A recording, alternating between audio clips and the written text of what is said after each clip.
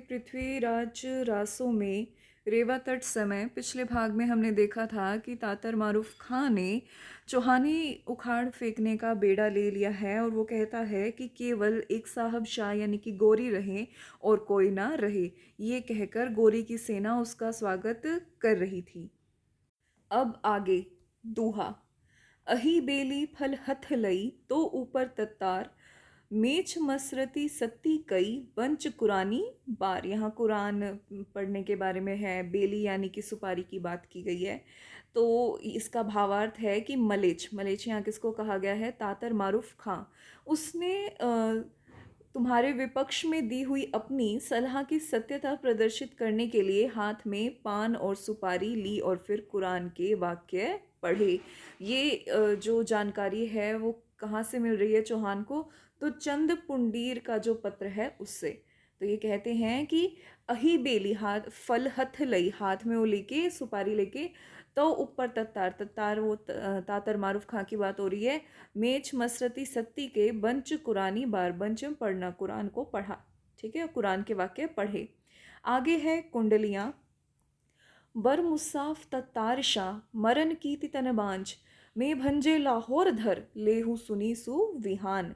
तातर खां ने पवित्र कुरान की शपथ लेकर कहा कि रण का वेश धारण कर फिर मरना क्या, यानी कि मरने से क्या डरना। मैं तो लाहौर नगर को नष्ट कर तथा अधिकृत कर 24 घंटे में दिल्ली भी ले लूंगा। कौन कहता है? तातर मारूफ खां। बरमुसाफ तत्तार शाह मरन कीर्ति तन बांझ में भंजे लाहौर, लाहौर को नष्ट करके लेहू सुनही सु विहान। ठीक है, लेहू सु निसु विहान सुने दिल्ली सुल्तान। निसु विहान दिन रात, यानी कि 24 घंटे में मैं दिल्ली को भी हासिल कर लूंगा। लुत्थी पार पुंडीर भीर पर ही चौहान दुचित चित चिन्ह करहु राज आखेट उथापी। कह रहे हैं कि जो राजा है वो तो आखेट में व्यस्त है और मैं पुंडीर के लोथ यानी कि शव को पार करके चौहान को भी हरा दूंगा। तो ये आगे कहते हैं कि मैं लाहौर नगर को नष्ट कर अधिकृत कर 24 घंटे में दिल्ली भी ले लूंगा। हे सुल्तान सुनो, पुंडीर की लोथ गिराकर चौहान पर आक्रमण होगा। या फिर मैं लाहौर नगर को नष्ट कर अधिकृत कर लूंगा और सुल्तान सुनेगा कि दूसरे दिन मैंने दिल्ली भी ले ली। पुंडीर की लोथ पार करके चौहान पर आक्रमण होगा। दोनों ही अर्थ हो सकते हैं। आप अपने चित्त में किसी प्रकार की शंका ना करें, क्योंकि राजा कौन? पृथ्वीराज आखेट के खेलने में संलग्न है। आगे वो कहते हैं गजनेस आयस चले सब छुए मुसाफ। यानी आगे ये बात पता चल गई कि जो राजा हैं वो तो आखेट में व्यस्त हैं। तब शाह गोरी ने चढ़ाई बोल देने की आज्ञा दी और सब लोग पवित्र पुस्तक यानी कि कुरान को छूकर चल दिए। अगला दूहा है। शट मुर कोस मुकाम करी चढ़ी चढ़ियो चुहान चंदवीर पुंडीर को कगद करी परिवान। यानी कि जो चंड पुंडीर का जो पत्र है उसको प्रमाण मानकर 6 कोस पर मुकाम करता हुआ चौहान मुड़कर चढ़ चला, क्योंकि उनके पत्र को प्रमाण उन्होंने मान लिया कि ये सत्य है। ठीक है, आगे अब ये दूहे ही हैं कुछ। गोरी वैदल समूहो गौ पंजाब प्रमाण पूर्व पश्चिम दुह दिशा मिले चौहान सुल्तान। गोरी की जो सेना से या गोरी की सेना विशेष से भिड़ने के लिए वह सीधा पंजाब को प्रमाण करता हुआ गया और पूर्व तथा पश्चिम से चौहान और सुल्तान क्रमशः मिलने के लिए चले। मिलने यानी भिड़ने यानी युद्ध करने के लिए। दूहा। दूत गए कनवज दिसी ते आए तिन थान कथा मंडी चहुआन की कही कमधज प्रमाण। कमधज यानी कि यहाँ बात आ चुकी है जयचंद की। तो जो गुप्तचर कन्नौज चल दिए थे वे उस स्थान यानी कन्नौज पर पहुंच गए और उन्होंने कमधज यानी जयचंद से चौहान की सारी कथा सत्य प्रमाणित कर कही, यानी उन्हें सारी कथा बता दी। दूहा। रेवा तट आयो सुनियो पर गोरी चहुआन बर आवाज सब मिट्टी के सजे सेन सुल्तान। आगे दूत जो है जयचंद से कह रहे हैं कि श्रेष्ठ गौरी ने चौहान को रेवा नदी के तट पर गया सुनकर चुपचाप एक सेना सजा ली है। दूहा। दूत बचन संभल नृपति बर आशेटक शिल रेवा तट पाधर धरा जोहो मृगन बर मिल। दूत ने पुनः कहा और संभल का राजा आखेट खेल रहा है, रेवा तट पर जहाँ अच्छे जानवर मिलते हैं उसने जाल लगा रखे हैं। आगे है कवित। मिले सब सामंत मत्त मंड्यो, सु नरेसुर दह गुना दल साही, सज्जी चतुरंग सजई उर।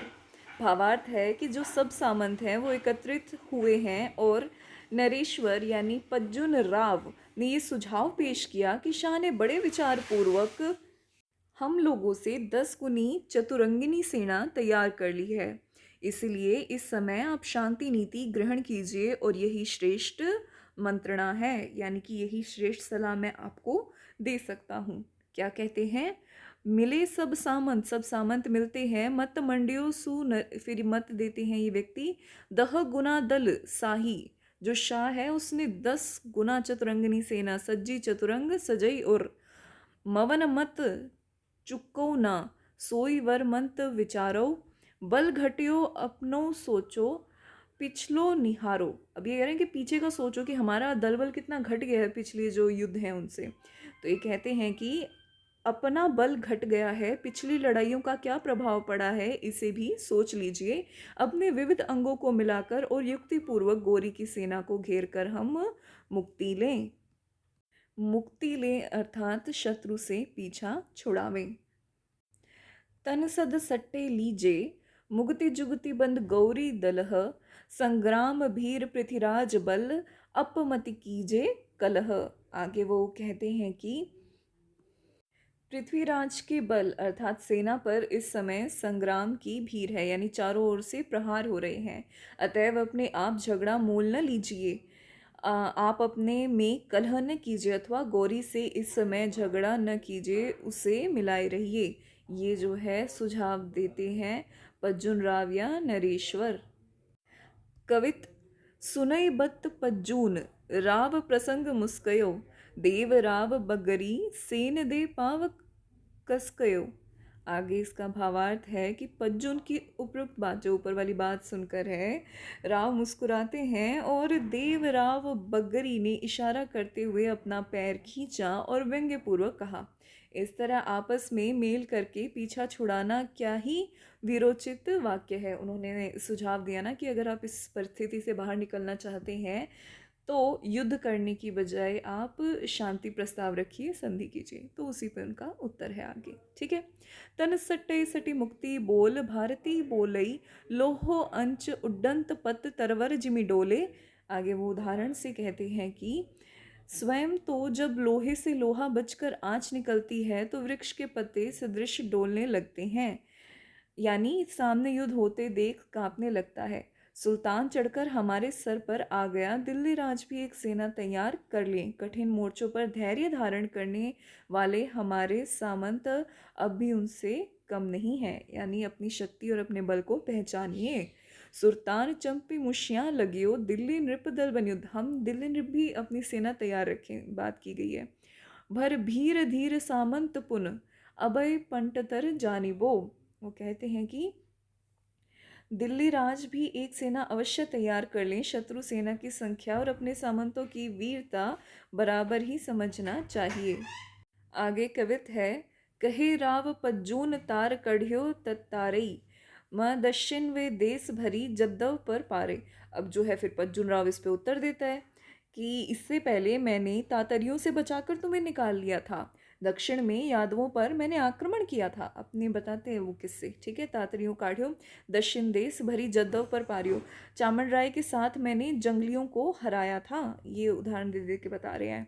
मैं बंध्यो जंगलू राव चामन सु सत्थह, उसके साथ बंभन वास विरास वीर बड़ गुज्जर तथम भर विभर सैन चहुआन दल गोरी दल कितक गिना।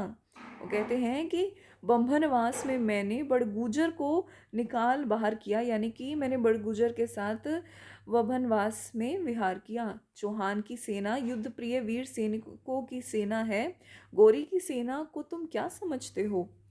आगे कहते हैं भर विहार सेन चहुआन दल गोरी दल कित गिना, जाने की भीम कोरु सुबर जर समूह तरवर किनो। अब कैसे कंपैरिजन कर रहे हैं कि गोरी की सेना को तुम क्या समझते हो? योद्धा भीम कौरवों को अनेक जड़ों वाले एक वृक्ष सदृश जानते थे। तो चौहान की सेना युद्ध प्रिय वीरों सैनिकों की सेना है, गोरी की सेना को तुम क्या समझते हो? योद्धा भीम जैसे कौरवों को अनेक जड़ों वाले एक वृक्ष सदृश जानते थे, क्योंकि इनकी सेना में 10 गुना वो थे ना, चतुरंगुणी सेना संख्या की बात हम पहले कर चुके हैं।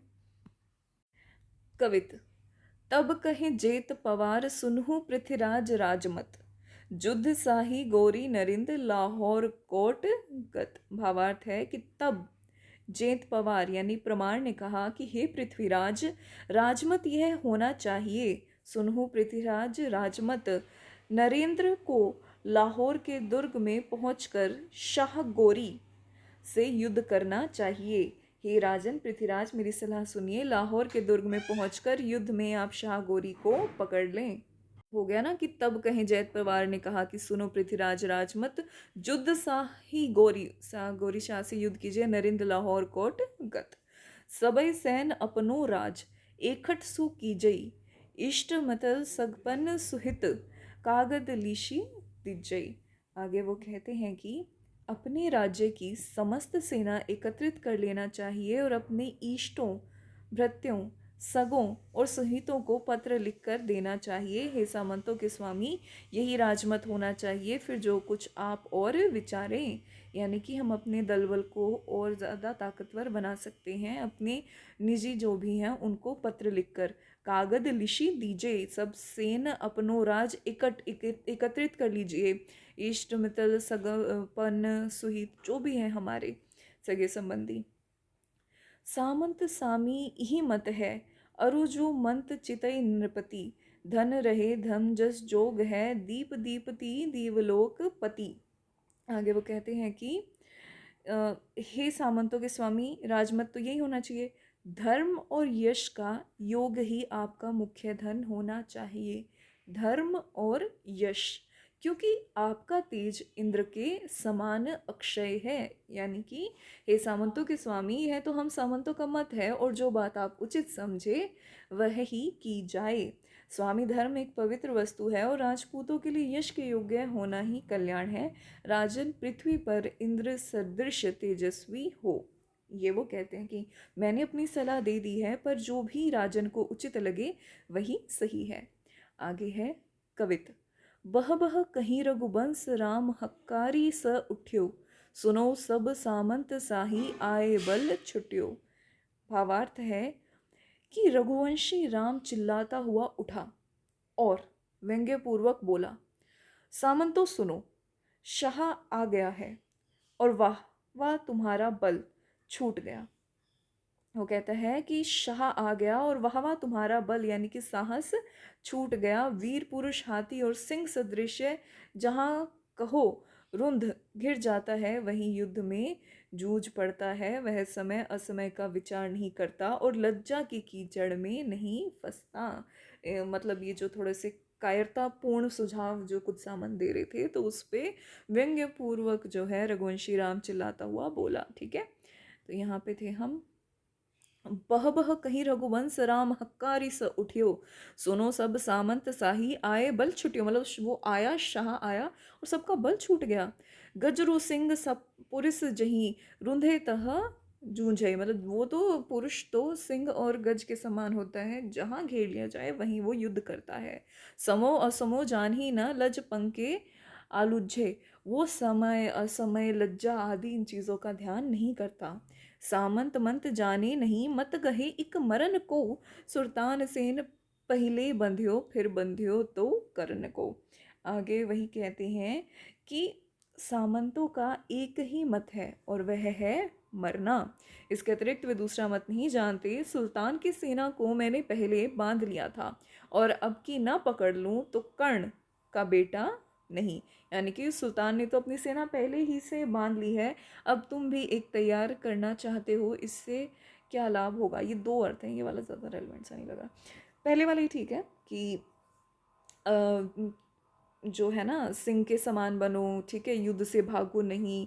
उसने सेना तैयार कर ली है तो तुम भी अब युद्ध करने के लिए तैयार हो जाओ। अगर मैं उसे दोबारा ना पकड़ लूँ तो मैं कर्ण का बेटा नहीं। ये सब बातें। आगे है कवित। रे गुज्जर गंवार राजलई मंत न होई, अप मरै छज्जय नृपति कौन कारज यह जोई। अच्छा, ये वाला जो होगा ये अंतिम होगा इस वीडियो का। और इसमें जो बेसिकली है ना यही है कि जब ये सलाह देता है वो रघुवंशी, तो इस पे कुछ लोग नाराज़ हो जाते हैं कि तुम किस प्रकार की सलाह दे रहे हो, क्या तुम फूट पड़वाना चाहते हो सामंतों के बीच में, तुम लोग क्या चाहते हो कि राजन अकेले पड़ जाए, इस प्रकार से। तो रे गुज्जर गवार राज लई मंत न हुई, अप मरे छज्जे नृपति कौन कार्य जोई। मतलब तुम खुद तो मरोगे ही। वो कहते हैं एक गवार गुजर, राज्य पा जाने से मंत्रणा देना नहीं आ जाता, यानी सुझाव सलाह सही देना नहीं आ जाता। तुम स्वयं तो मरोगे और महाराज का भी विनाश करोगे। तुम क्या फल देखते हो? तुम्हें क्या लगता है कि तुम्हारी ये जो सलाह है इससे क्या होगा? सब सेवक चहुआन देश भग गए, घर शल्लई, पक्षी काम कह करे स्वामी संग्राम इकलई। मतलब वो अकेले करेंगे तो कहते चौहान के सब सेवक घर चले जाएंगे और महाराज के घर में फूट पड़ जाएगी, तब फिर क्या होगा? क्या स्वामी अकेले युद्ध करेंगे? आगे कहते हैं पंडित भट्ट कवि गायना नृप सौदागर वारी हो, गजराज शीस शोभा भवर क्रन उड़ाई वह शोभ लह। वो कहते हैं कि जिस प्रकार गजराज अपने मस्तक के भोरों को कान फड़फड़ाकर उड़ाता हुआ शोभित होता है, उसी प्रकार राजा अपने पंडित भट्ट कवि गायक सौदागर वारिन्विताओं आदि सेवकों को भगाकर क्या कभी शोभा पा सकता है। ठीक है। अगले भाग में हम देखेंगे कि ये विभिन्न मतों को देखकर पृथ्वीराज परेशान हो जाते हैं उनकी बातें सुन सुनकर, और सुल्तान से युद्ध है तो अतएव अब इसी मत पर विचार करो कि लड़ना और मरना ही निश्चित है। ये मतलब उन दोनों की बातें सुन सुन के महाराज थक जाते हैं और अपना निर्णय जो है सभा में सुना देते हैं। यहाँ से हम कंटिन्यू करेंगे अगले भाग में।